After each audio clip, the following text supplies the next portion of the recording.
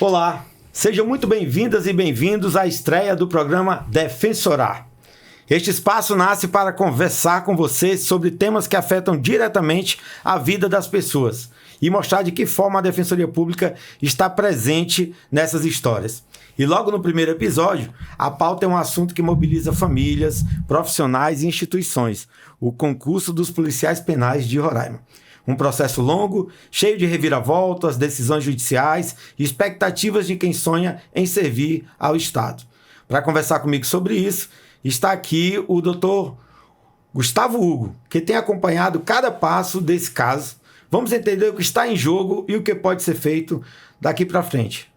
Dr. Gustavo, seja bem-vindo ao programa e fique à vontade. Muito obrigado, Dr. Leno. Muito obrigado à Casa Defensoria, que é a verdadeira casa do povo roraimense também, que busca diariamente direitos, e vocês têm feito um trabalho impressionante no que diz respeito à acessibilidade do direito. Então é importante a gente reconhecer o trabalho das instituições quando elas bem prestam esse serviço à população, e a Defensoria é um grande exemplo, é um grande ativo do Estado de Roraima, motivo de orgulho.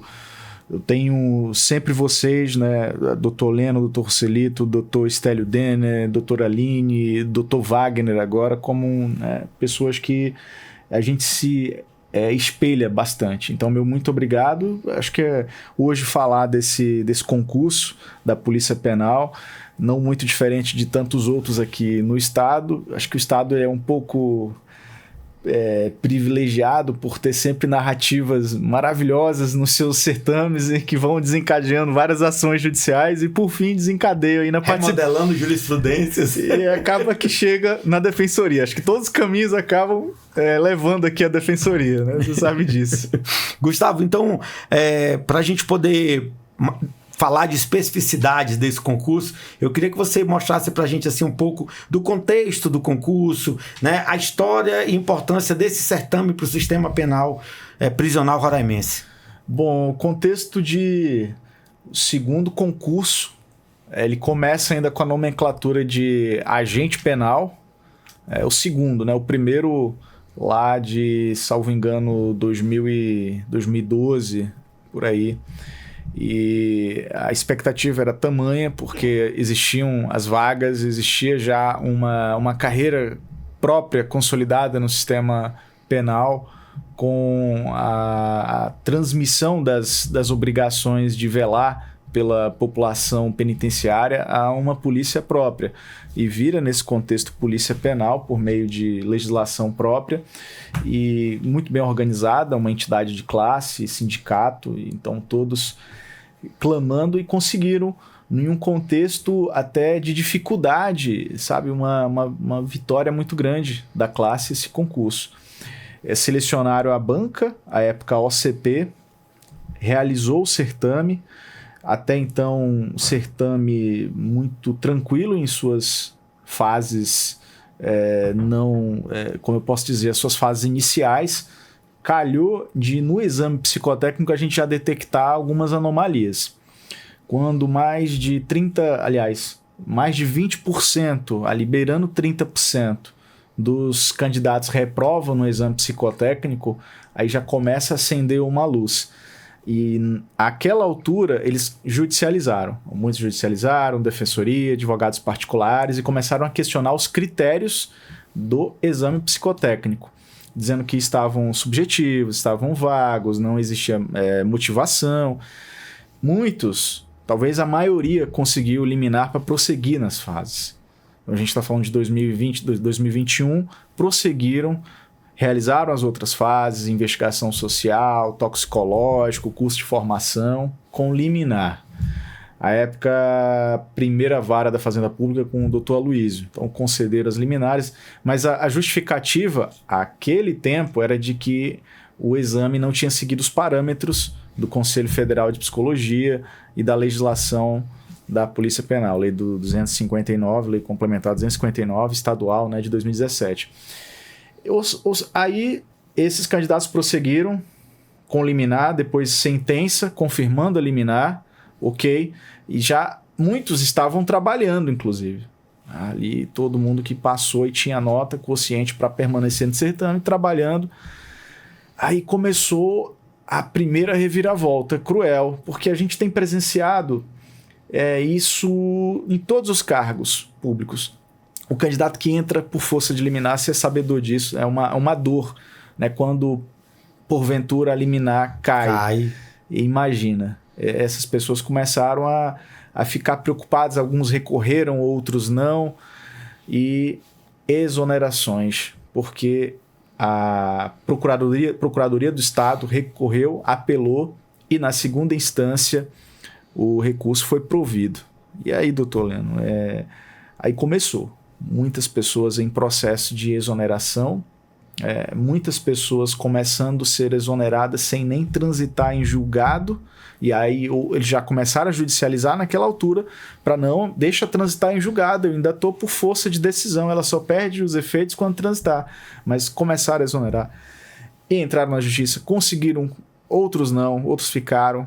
Nós tivemos aí 16 que ficaram até o fim dos seus respectivos recursos em tribunal, no STJ, no STF. Aí começou uma investigação. Os candidatos de concurso, eles têm essa especificidade, eles são detetives, eles vão atrás. Estudam tanto que... Eles vão atrás. Acredita que eles encontraram os psicólogos que constaram lá nas fichas de avaliação deles.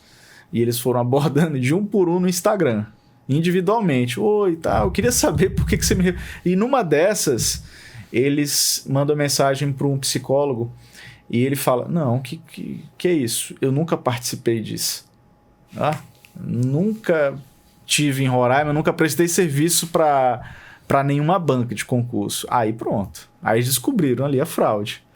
E de lá foi boletim de ocorrência, delegacia, representação, diligência para conversar com o promotor criminal, preparar documentação, nota do Conselho Federal de Psicologia, o candidato entrou na justiça contra a banca, questiona a banca, mais ação judicial, e negativa, até que eu falo assim, não, reuniram cerca de 100 candidatos, vamos entrar com alguma ação. Aí eu entrei com ação popular, e foi distribuída, redistribuída, até que inclusive cai com a primeira vara da Fazenda Pública. E nós conseguimos eliminar. Eu pedi à época que os que foram demitidos retornassem, permiti que não demitissem mais, pedi que o ato do exame psicotécnico fosse suspenso para que a gente tivesse uma segurança, né, para continuar. E fiz um pedido a esse que foi o mais doloroso, porque, como falam, acabou que congelou as nomeações, mas era como a gente tinha para não tornar o ambiente mais inseguro, porque esse quantitativo precisava fazer um exame psicotécnico legal, que a gente sabia que ia ser anulado, estava ilegal. Porque se seguisse na sequência que estava, era um problema maior que o Estado ia criar para o futuro. E de todos os pedidos liminares, ele concedeu o mais traumático, que foi suspender as nomeações. Os demais deixou para apreciar no mérito. Isso. E nosso grande temor é que o mérito, pelo entendimento que existia do primeiro magistrado àquela altura, era que todos os candidatos afetados eram litisconsortes necessários e deveriam ingressar e serem citados de um a um para apresentarem contestação. Essa ação popular ia durar até 2050. Imagina. Então, aí a gente correndo para pedir o julgamento antecipado, e mudou, entrou o doutor Guilherme Vessiani. Eu acho que é sempre bom a gente falar, o bom magistrado, quando presta um serviço exemplar e trabalha muito bem a questão que a gente estuda lá, né, na nossa faculdade, aplicar o direito, dizer o direito. Então, eu queria não só saudar os candidatos, mas uma lógica diferente, saudar o juiz da causa, o doutor Guilherme Vessiani, que foi judiciário na pessoa do doutor Guilherme, que foi exemplar em sua decisão, sabe? Ele agiu com muito bom senso em não prejudicar mais pelo decurso do tempo e não fazer com que não restasse mais nenhuma oportunidade de aproveitar aquele concurso, porque iria vencer, caminhava para vencer. E aí daqui a pouco a gente chega na importância da defensoria que evitou que ele vencesse. Então, ele decide antecipadamente no mérito, quando a gente estabilizou toda a documentação necessária que precisava para demonstrar que o exame psicotécnico ele deve ser conduzido com base na lei de concurso público roraimense por 3 psicólogos e também com base na lei da carreira da Polícia Penal por 3 psicólogos. Então, 2 legislações dizendo muito claro que são 3 psicólogos. E ele foi conduzido apenas por 1. E esse 1 fraudou a participação de mais 2. Por isso que ele está sendo processado criminalmente.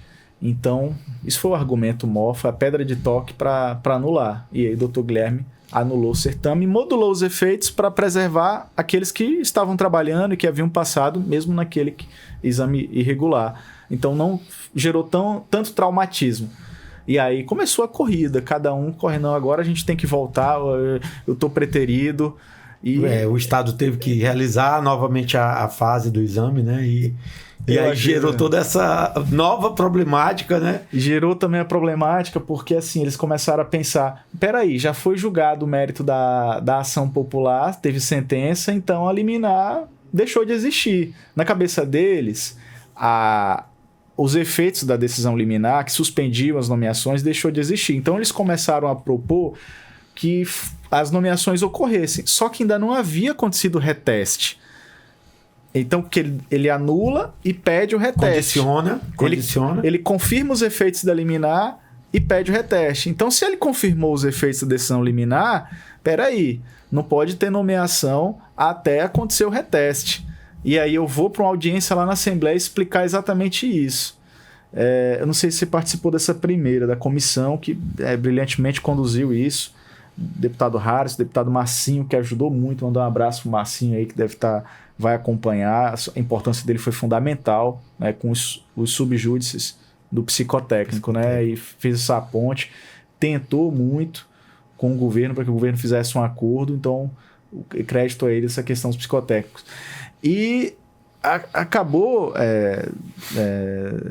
doutor, que nós chegamos a uma questão que era, o governo cumpre, faz o reteste, apela, demora mais, eles cumpriram, né? Oficiaram a OCP realizou o novo exame psicotécnico, agora certinho. Graças a Deus, todos os subjúdices lá do psicotécnico passaram.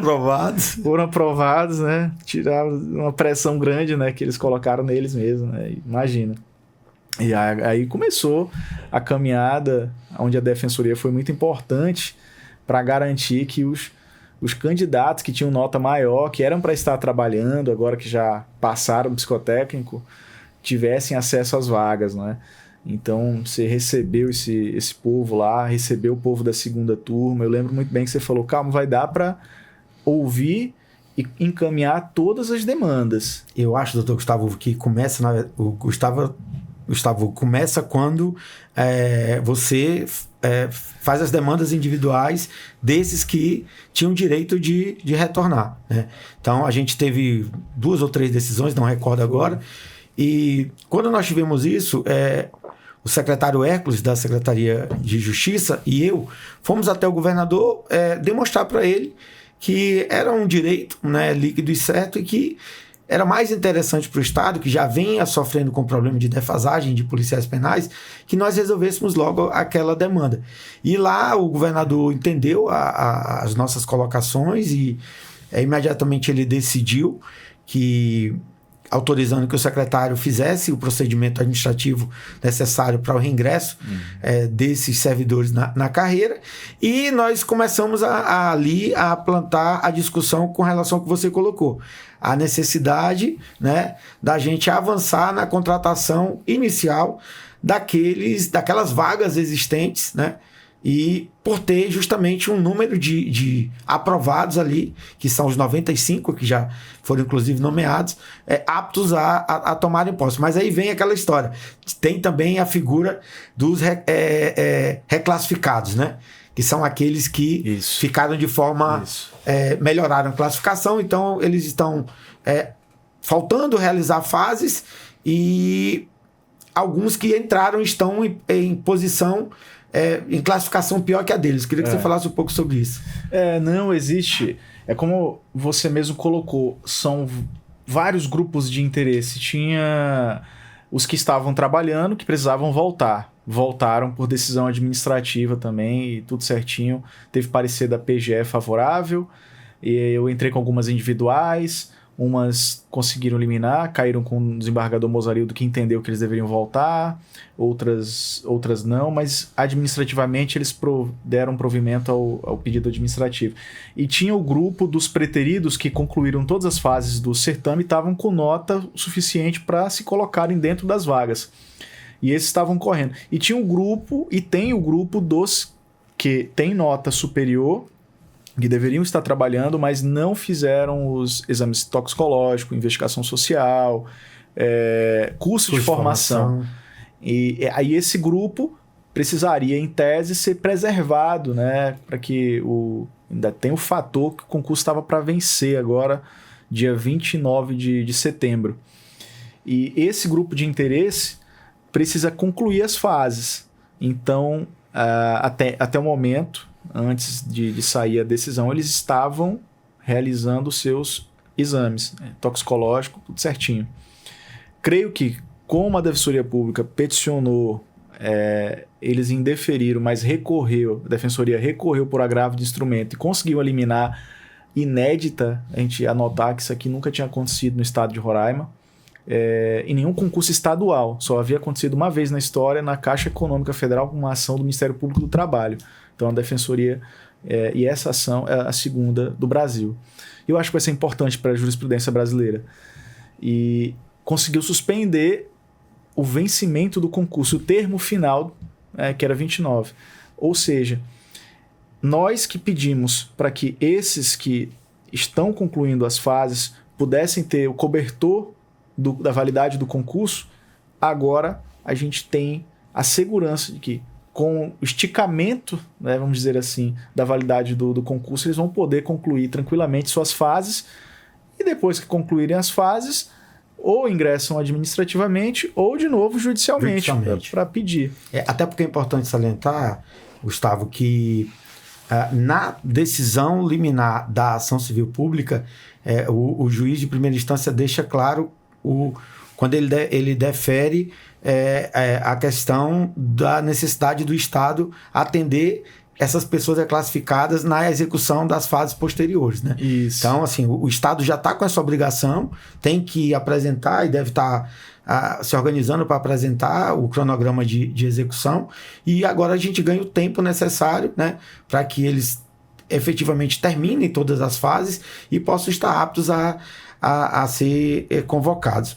E é importante a gente salientar na questão dos 95, que você bem disse que havia uma dúvida com relação a tá suspensa ou não tá a nomeação, com o julgamento né, caiu a liminar, não caiu, e havia essa dúvida também em relação ao governador no que diz respeito a estar contrariando uma eventual decisão judicial. E foi numa conversa com ele que nós tivemos que surgiu a ideia de que a Defensoria pudesse agitar uma demanda judicial, uma ação civil pública, para termos essa segurança. E foi através dela que nós demos o primeiro passo para garantir o direito desses aprovados que ainda não tinham sido convocados nem nomeados e futuramente empossados. E conseguimos, né, essa primeira vitória já nessa fase final. Digo primeira dessa fase final porque são muitas vitórias e você participou de todas elas. E foi incrível. Vamos falar, a gente falou da segunda, que foi a decretação da suspensão, mas essa primeira é impressionante. Vou dar outro dado. A jurisprudência brasileira, até então, em sua grande maioria, ela em corrente majoritária, ela é sempre no sentido de que o ato de nomear, de convocar, mesmo que tenha 80 vagas disponíveis, 100 vagas disponíveis, isso eles entendem que é discricionário do Estado. Então, até então, a gente não tinha nenhuma decisão judicial ultrapassando os limites da discricionariedade, que eles diriam que invade a competência do Poder Executivo, porque é um ato privativo do governador nomear quando necessário, conveniência e oportunidade.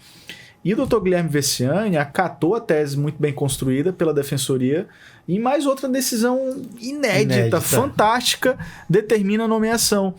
Que, a nosso ver, os interlocutores, nós acreditamos que o Estado faria um acordo dentro do processo, chamaria numa audiência a Defensoria Pública por meio da PGE e pronto, homologaria um acordo iguais aos outros que nós tivemos na história. Mas não, o Dr. Guilherme Veciani, mais uma vez carregado de técnica, acompanha a tese da Defensoria e decreta. Então, assim, eu sei que para as pessoas é igual... eu estava conversando com uma amiga e ela é fã de Fórmula 1. Ela fala, nossa, Gustavo, olha só a beleza dessas curvas, olha a beleza dessa pista, olha o carro, olha o trabalho da equipe e tal. Aí uma pessoa que não gosta de Fórmula 1 vai... legal, ganhou, o brasileiro chegou lá bem colocado e tal. Mas quando a gente aprecia o negócio e a gente entende os meandros e a dificuldade que é no dia a dia, a gente começa... Cara, olha como isso foi bem construído. Você valoriza muito. Olha o detalhe dessa decisão judicial. Olha isso aqui é maravilhoso. Então a gente fica mais ululante ainda, mais feliz. E essa decisão, como a outra, foi fantástica. Então, meu crédito, eu queria parabenizar de novo o Dr. Guilherme Veciani, primeira vara da Fazenda Pública, atuação irretocável, porque é muito difícil um juiz entender a tese do advogado e acatar a tese do advogado com humildade, assim. E o que ele fez foi isso, entendeu a tese que foi construída pela Defensoria. Imagina se cai em outro, vou negar porque isso aqui é discricionariedade do Estado. Não, ele entrou num negócio que a gente chama no processo civil de processo estrutural. Processo estrutural é uma nova corrente de processo civil onde o Poder Judiciário ele analisa aspectos legais da discricionariedade. Olha só, mesmo eu tenho ali minha discricionariedade como poder executivo, mas o poder judiciário com processo estrutural, que é mais aprofundado e longe dessa lógica rasa de, não vou entrar porque você é competência. Ele entra dentro Ele entra e vai analisando os aspectos, assim, mas vem cá, e a crise do sistema penitenciário? Vem cá, e o orçamento que foi gasto, o princípio de eficiência? As novas unidades. Vem cá, e por que não fez até agora e tal? Então, é isso, é esse brilhantismo que a gente precisa. A própria economia que gera a não realização imediata de um novo concurso. Quanto foi a economia que vocês... A Defensoria salvou quanto de dinheiro do Estado? Não foram milhões? Sim, tem um valor, né? Tem um valor agregado, porque são várias fases dos próprios candidatos que tiveram uma despesa muito grande, né? Para poderem chegar onde chegaram. Quanto o Estado ia perder se não tivesse salvo esse concurso? Imagina ter que fazer... O investimento que foi feito na banca. E a falta deles no sistema, eu acho que é um valor imensurável. Não tem nem como a gente... No dia a dia. No dia a dia, né? A gente conseguir dizer quanto seria esse valor. Então, são muitos detalhes que o Dr. Guilherme teve a capacidade de observar, analisar. E, como você bem disse, é uma decisão inédita e que merece realmente ser reverenciada como uma decisão com característica de processo estruturante isso. E que é o caminho do futuro. É o caminho. A gente hoje, eu falo muito quando a gente trata, por exemplo, de pessoas com deficiência, a gente hoje tem muitas crianças autistas, né, com TDAH, a gente precisa, para trabalhar essas questões, de viver um verdadeiro processo reestruturante. Isso. Né? Sem ele, a gente vai ter dificuldade, porque não é algo que estava no radar, é algo novo que precisa de uma análise técnica, administrativa diferenciada. Tem que aprofundar, né? Tem que aprofundar. Então, nesse caso aqui, é algo inédito que vem para o bem. Né? Que vem para o bem. E passado isso, Gustavo, nós temos aí agora a Defensoria Pública entrando com a ação civil pública, nós temos a nomeação dos 95 na sexta-feira, e no sábado a gente tem o nosso agravo no TJ, que obteve êxito, né? Isso. Suspendendo, como você bem falou, o prazo do concurso, né? Por tempo indeterminado.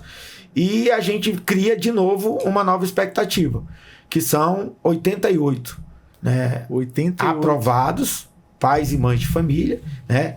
Que fizeram inclusive o curso de formação, que o Estado despendeu recurso para fazer esse curso de formação, e criaram agora uma expectativa, né? De que em tempo hábil eles possam ser convocados, nomeados e aprovados. Além, é claro, daqueles 22 que você já bem colocou, que eu entendo que esses o Estado tem que dar o jeito, porque... eles ficam aí mesmo que com excedente, né? Para eles tem jurisprudência, né? A nossa preocupação agora é com os 88, porque fica o questionamento. Se o concurso estivesse legal, desde o início, certinho, quantos poderiam ter sido chamados em condições perfeitas de temperatura e pressão? Entendeu? Até onde chegaria? Até onde chegaria. Então é isso. Acho que a nossa atuação tem que ir por esse caminho. Porque na dúvida, essas pessoas podem ter sido prejudicadas. Porque teriam um lugar em uma nova leva de vagas abertas. A gente está vivendo isso agora em outro concurso, né? Que é o da Guarda Municipal de Boa Vista. Esse participei também. A Guarda Municipal fez um concurso para 150 vagas e cadastro de reserva de 150. E aí a banca me pega, no decorrer do concurso, não propicia aos candidatos quais as colocações que eles estão. Então todo mundo acha que está concorrendo de igual para igual, né? E chegando na fase final, que teve que fazer os exames e tal, muitos deles gastaram em torno de R$6.000, eu vi a documentação, e foram surpreendidos ao final com a classificação de 150, e os que ficaram fora souberam só naquele momento, né? E aí eles também buscaram a Defensoria Pública, é mais ou menos isso que tu está falando em relação aos 88. Eu queria que tu desse uma palavrinha, doutor Gustavo, para os 88. Eu sei que eles estão impacientes, na cabeça deles, eles foram, de certa forma, preteridos porque fizeram o curso de formação, e dê uma palavra aí, tente dar uma palavra de conforto a essas pessoas. A palavra de conforto, ela vai muito do que já foi feito, do que a gente já tem. A Defensoria entrou com agravo de instrumento lá no plantão, auferiu uma decisão importantíssima de suspensão da validade do certame. Então, o certame ainda continua. Iria vencer agora 29 de setembro. Eles iriam estar fora. Infelizmente, vencendo o concurso, acabou, era o fim do sonho para eles. Mas foi postergado, e agora a gente tem um tempo técnico para agir. Primeiro ponto. Nas reuniões que nós temos com a pasta de planejamento, com a Assembleia Legislativa, e vem sempre com a questão orçamentária. Não só a questão orçamentária, mas a questão de responsabilidade fiscal. Porque a gente sabe que a despesa de pessoal ela tem um limite, tem um subteto e tem teto. Um teto. E nós estivemos lá, doutor Frederico também, nós colocamos a eles a letra fria da lei e repetimos o que o órgão técnico disse de gastos que tinha até aquele momento. Eles ofereceram uma atualização a nós, né? Acho 46, 47, uma coisinha. Então a gente estava bem longe de 60% e longe de 50%. Longe de 55%. Pronto. Nesse quadrimestre não tinha empecilho para impactar os 95. Então os 95 entraram. Vai ser feito um novo cálculo de quadrimestre com base nas receitas correntes líquidas, que elas vão variar de acordo com a arrecadação do Estado.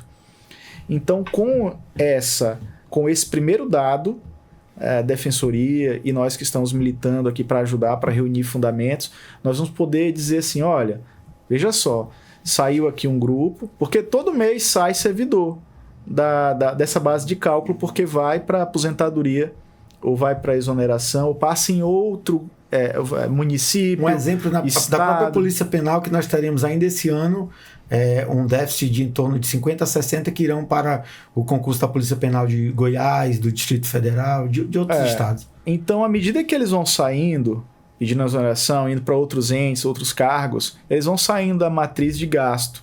Portanto, não vão impactar nas receitas correntes líquidas e vai folgar responsabilidade fiscal.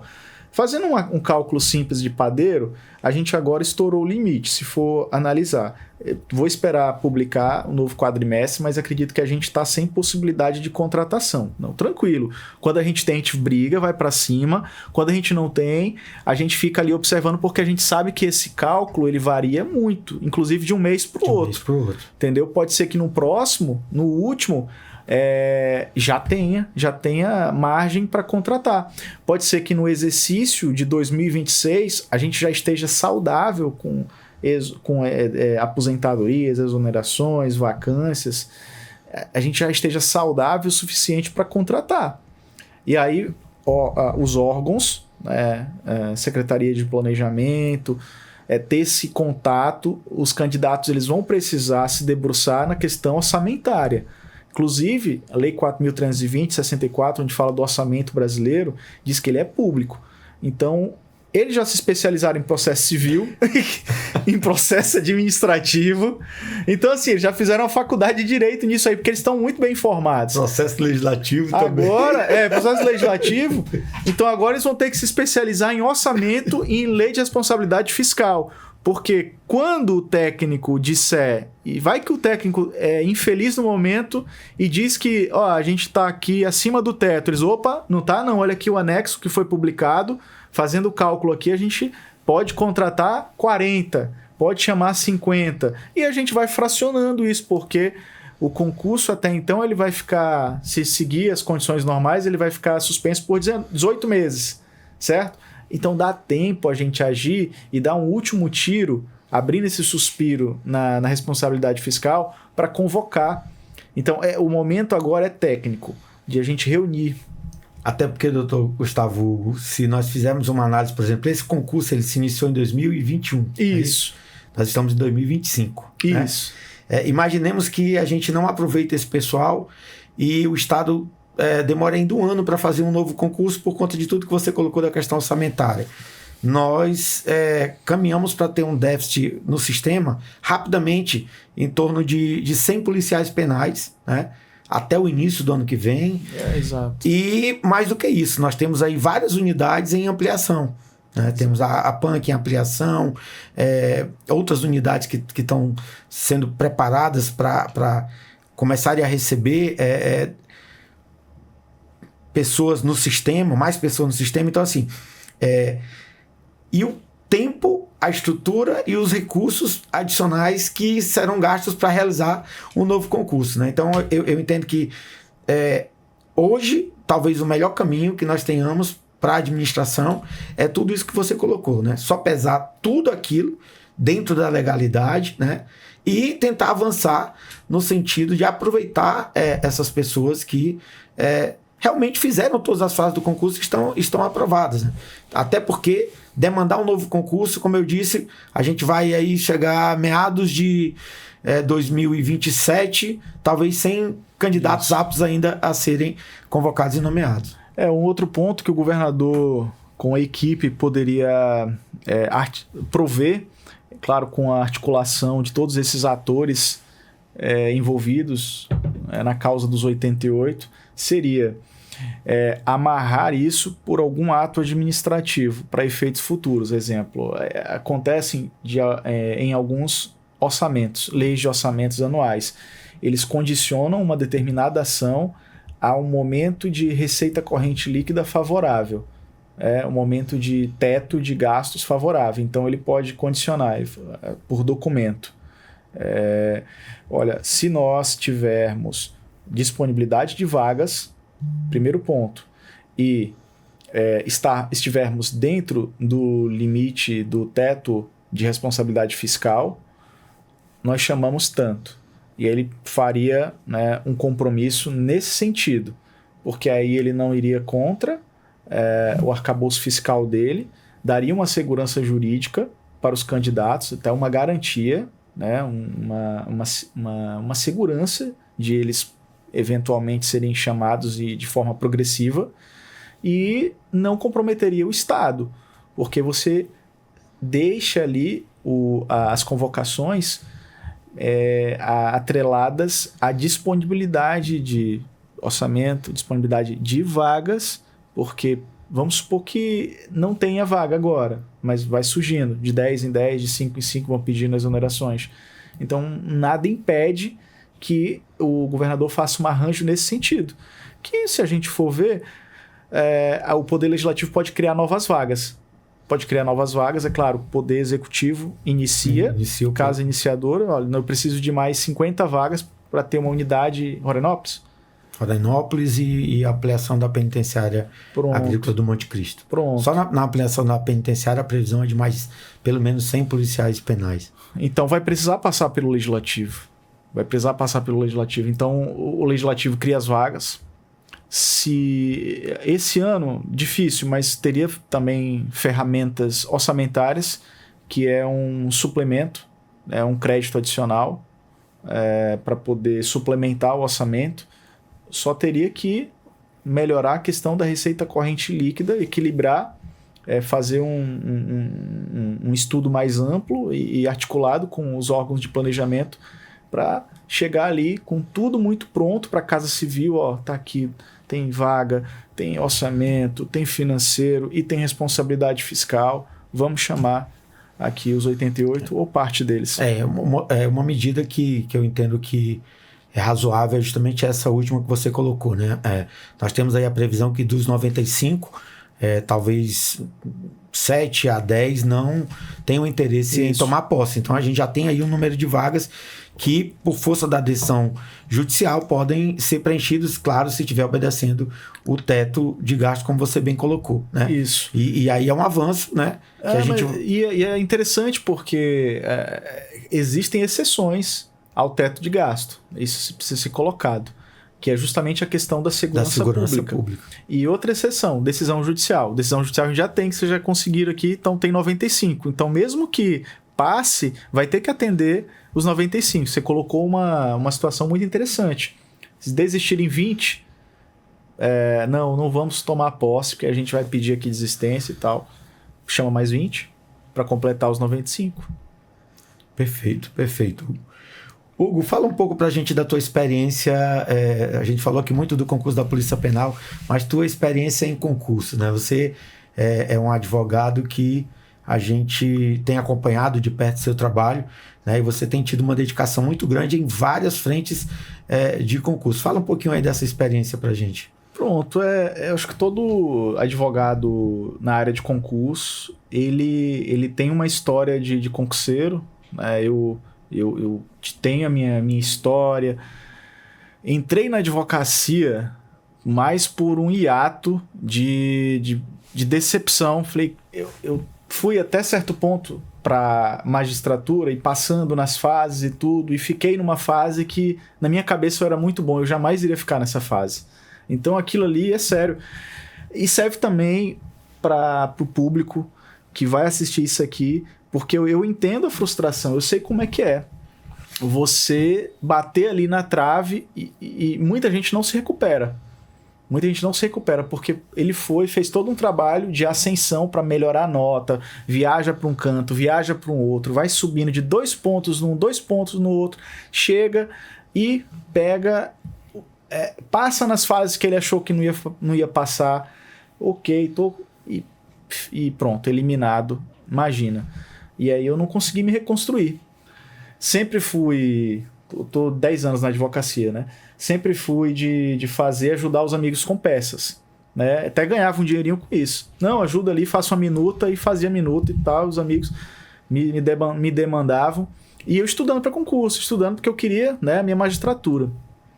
E aí, caí, não consegui me reerguer como concurseiro mais. Mas me ocorreu de começar. Aí eu falei assim, então, peraí, eu vou começar aqui na advocacia. Veio o concurso da PM, da Polícia Militar, e eu estava dando aula para cursinho. E aí, com os próprios candidatos lá, os meus alunos, aí eu comecei a advogar com uma questão da frase. Acho que 10% dos candidatos nesse concurso da PM foram eliminados pela frase, porque transcreveram a frase errada no cartão de resposta. Tava lá: a humildade é o caminho para o sucesso. E não sei como, acho que alguma ilusão ótica, eles escreveram: a humanidade é o caminho para o sucesso. Mais de 100 pessoas, é incrível isso. Muita gente foi eliminada por esse critério. Aí eu entrei na justiça e a minha tese foi acolhida e tal. Em primeira instância não foi, em segunda. E aí já criei o gostinho. E é legal aqui, porque eu tava advogando num negócio que eu gosto, que era concurso, e o direito administrativo afiado e lançando ali. Aí você tem uma grande decepção também na advocacia, que é tudo que você estuda, tudo que você ensina, você acha que, uau, teoria dos atos administrativos, eu vou anular aqui, até ensinando na sala de aula, COFIFOMOB, competência, finalidade, forma, motivo, objeto. Eu vou anular aqui porque eu encontrei um erro na competência, na finalidade e na forma. Então eu ensino na questão de concurso que anula aqui, então vai lá. Quando chegar na mesa do juiz, ele vai deferir. Nada. Nunca funciona. Aí tudo bonitinho. Então você já abandona a teoria. E vai ali procurar os exemplos práticos e aí começa a sofrer. E pronto, aí veio concurso terminou o concurso da PM, teve demandas da reclassificação das FEMs, policiais femininas, que ficaram de fora. Que é uma decisão também histórica, né? É decisão histórica, a gente conseguiu lá com a Assembleia Legislativa participando, com a PGE, a gente conseguiu fazer com o desembargador Almiro Padilha, a gente conseguiu uma audiência de conciliação para compromissar o Estado a chamar dentro de uma lógica de mulheres de igual para igual com homens. Então, quem das mulheres ficou de fora e já foi chamada, a gente conseguiu os efeitos para frente, não era nem para trás, começou a valer naquele concurso mesmo, e aí se embora, e aí depois as que ficaram lá pedindo novas convocações, falaram assim, não, peraí, vamos dormir na frente do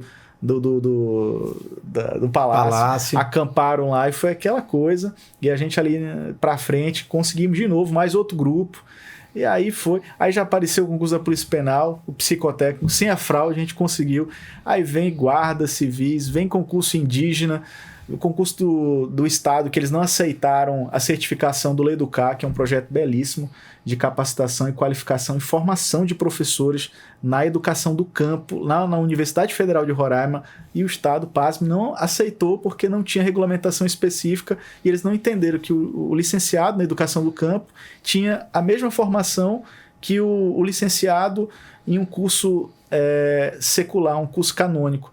Então, aí mais uma vez foi para o judiciário, na época o doutor Felipe deu favorável e a gente começou a ganhar e botou o Leducar. Na mesma oportunidade, o doutor professor Geraldo Tizianelli chamou para si a responsabilidade, criou um projeto de lei, mandou para a Assembleia Legislativa e incluiu o Leducar como carreira de educação. E aí foi concurso indígena, em Siquirã, não aceitaram em Siquirã, a gente entrou. Aí Guarda Civil Municipal... Aí, olha só, a Guarda Civil Municipal acredita que eles não fizeram TAF adaptado para pessoas com deficiência.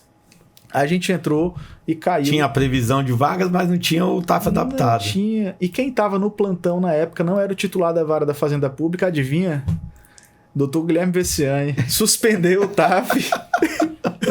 E a gente ficou lá, uma turma xingando porque queria fazer o TAF e outra agradecendo que ganhou mais tempo para estudar.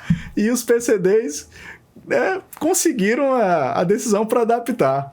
Olha só. Aqui, Hugo, na Defensoria Pública, a gente tem um histórico também, né, de muita atuação nos concursos públicos. Né? No primeiro concursão lá em 2002, 2003, né, a época o governador ainda era o governador Flamarion Portela, né, que fez aquele concursão, primeiro concurso do Estado. Muitos demandaram junto à Defensoria Pública, milhares de candidatos. Nós tivemos que montar uma força-tarefa. Olha. Então o doutor Natanael que comandava essa força-tarefa e foi assim uma experiência, tínhamos acabado de ingressar na Defensoria Pública, então foi uma experiência extremamente diferente, né? E prazerosa, como você disse, porque a gente conseguiu realmente hoje fazer com que muitos servidores que têm aí 20 e tantos anos de carreira no Estado, né, conseguissem por força da atuação da Defensoria Pública. Depois essa situação se repetiu várias vezes. Uma delas, a mais marcante, para mim, foi com relação à Prefeitura. À época, o prefeito Iradilson tinha um concurso em andamento e o concurso ia expirar e a Prefeitura estava se negando a convocar os aprovados. Então, nós tentamos conversar administrativamente com a Prefeitura não avançou na conversa com a Procuradoria, nós tivemos que ingressar com a ação civil pública. E quem era o juiz da Fazenda Pública naquele momento?